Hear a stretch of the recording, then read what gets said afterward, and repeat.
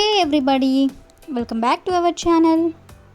In this video we have to learn some daily used English sentences that we are translating from Telugu to English which we used in daily life. So let's get started.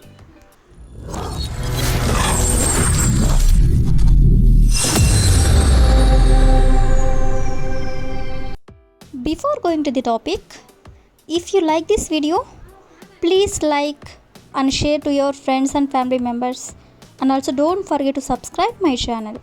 Okay, coming to the topic, ఈ రోజు వీడియోలో మనం నేను చెప్పి అలసిపోయాను, లేదా వాళ్ళు గొడవ పడి అలసిపోయారు, లేదా మేము పరిగెత్తి అలసిపోయాము.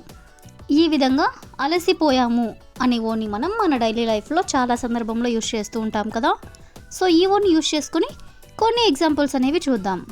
సో ఫస్ట్ వన్ ఈస్, వాళ్ళు డ్యాన్స్ చేసి అలసిపోయారు.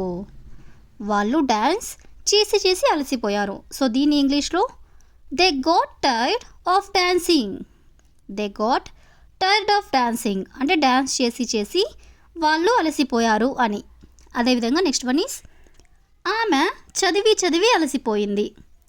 ఆమె చదివి అలసిపోయింది. సో దీన్ని ఇంగ్లీష్లో she got tired of reading. She got tired of reading అంటే చదివి ఆమె అలసిపోయింది అని.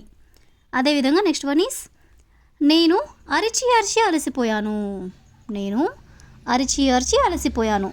సో దీని ఇంగ్లీష్లో I got tired of shouting. Shouting అంటే అరవడం. అరిచి అలసిపోయాను అనేదాన్ని I got tired of shouting. అదేవిధంగా నెక్స్ట్ వన్ ఈస్, అతను పని చేసి అలసిపోయాడు. అతను పని చేసి అలసిపోయాడు. సో దీని ఇంగ్లీష్లో he got tired of working. He got tired of working అంటే పని చేసి అతను అలసిపోయాడు అని. అదేవిధంగా నెక్స్ట్ వన్ ఈస్, ఆమె పాడి అలసిపోయింది. ఆమె పాడి అలసిపోయింది. సో దీన్ని ఇంగ్లీష్లో she got tired of singing. Singing అంటే పాడడం. పాడి అలసిపోయింది అనేదాన్ని she got tired of singing. అదేవిధంగా నెక్స్ట్ వన్ ఈస్, మేము పరిగెత్తి అలసిపోయాము. మేము పరిగెత్తి అలసిపోయాము. సో దీని ఇంగ్లీష్లో we got tired of running. We got tired of running అంటే పరిగెత్తి అలసిపోయాము అని. సో ఈ విధంగా మనం కొన్ని ఎగ్జాంపుల్స్ అనేవి చూసాం కదా.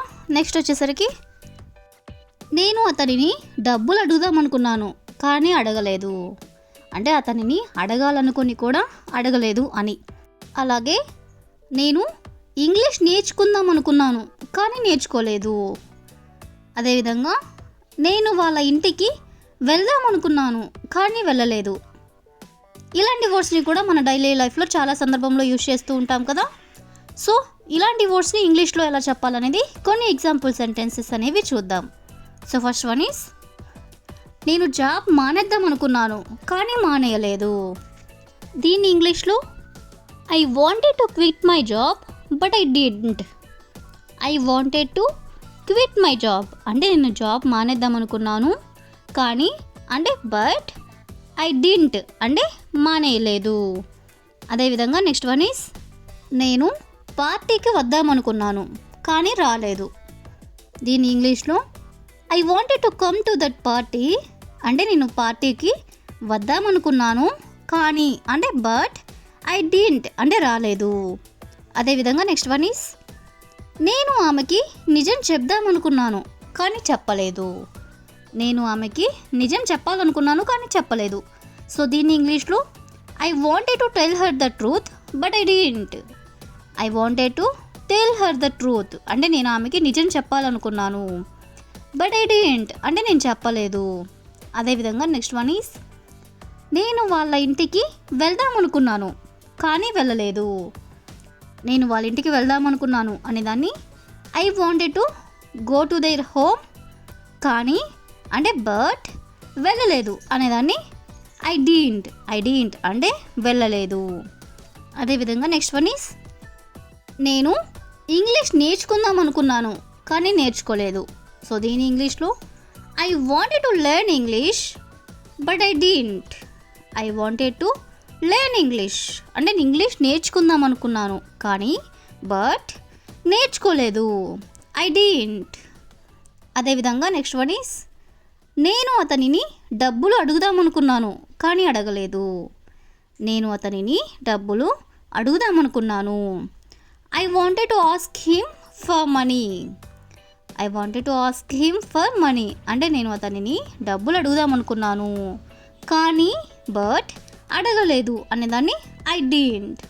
సో ఈ విధంగా అయితే ఇలాంటి ఎగ్జాంపుల్స్ అనేవి కొన్ని చూసాం కదా. నెక్స్ట్ వచ్చేసరికి టీచర్కి చెప్పడం వల్ల ఏమీ అవ్వదు, లేదా ఏడవడం వల్ల ఏమీ అవ్వదు, లేదా కామ్గా ఉండడం వల్ల ఏమీ అవ్వదు. ఇలా ఏమీ అవ్వదు అనేవాడిని కూడా మనం చాలా సందర్భంలో యూజ్ చేస్తూ ఉంటాం కదా.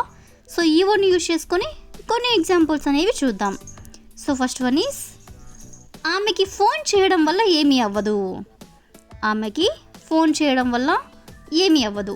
సో దీన్ని ఇంగ్లీష్లో కాలింగ్ హర్ వోంట్ హెల్ప్.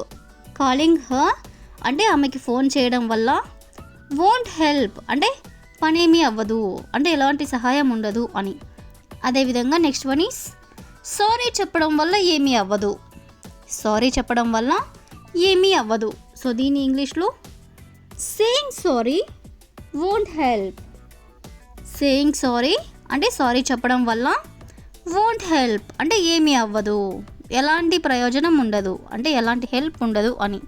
అదేవిధంగా నెక్స్ట్ వన్ ఈస్ వాళ్ళని ఒప్పించడం వల్ల ఏమీ అవ్వదు. వాళ్ళని ఒప్పించడం వల్ల ఏమీ అవ్వదు. సో దీన్ని ఇంగ్లీష్లో convincing them won't help. Convincing అంటే ఒప్పించడం, ఏమీ అవ్వదు అంటే వోంట్ హెల్ప్. అదేవిధంగా నెక్స్ట్ వన్ ఈస్ అతనితో మాట్లాడడం వల్ల ఏమీ అవ్వదు. Talking to him won't help. Talking to him won't help అంటే అతనితో మాట్లాడడం వల్ల ఏమీ అవ్వదు అని. అదేవిధంగా నెక్స్ట్ వన్ ఈస్ అక్కడికి వెళ్ళడం వల్ల ఏమీ అవ్వదు.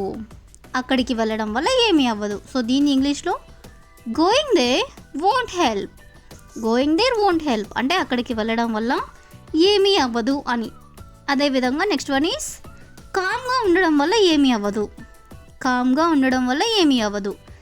Staying calm won't help. Staying calm won't help అంటే కామ్గా ఉండడం వల్ల ఏమీ అవ్వదు అని. సో ఈ విధంగా మనం కొన్ని ఎగ్జాంపుల్స్ అనేవి చూసాం కదా. So that's all for today. I will ask you A question for you. ఏడవడం వల్ల ఏమీ అవ్వదు.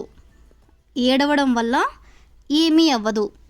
So if you know this one in English, please you can comment in the comment section. Thank you for watching.